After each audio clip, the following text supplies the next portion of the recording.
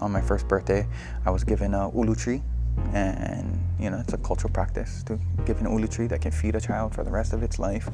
And you know, I think I was like 7 or something when we actually planted it into the ground.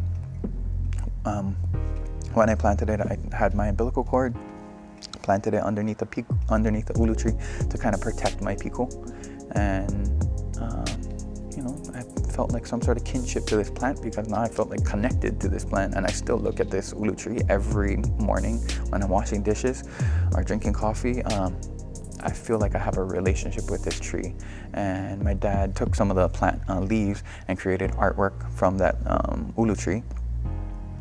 And I digitized it and worked on a layout with Kūhaʻo, who was one of our designers at the time. And the fabric design that she created that we worked on came out to be like one of the best prints that we have to date, and it's called Uluwehi Kūhaʻo.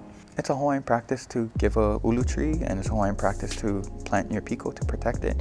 But every time we told this story with these different projects, people would start to remember this story. And one day I was working in the shop, and this guy came in, and he had that shirt on, and I was like, "Oh, you got the Uluwehi Kūhaʻo shirt, nice colorway."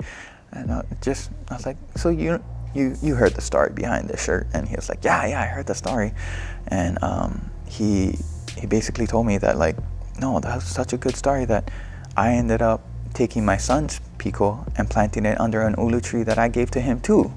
Simply because of this print and that story, this guy adopted a Hawaiian practice. Right.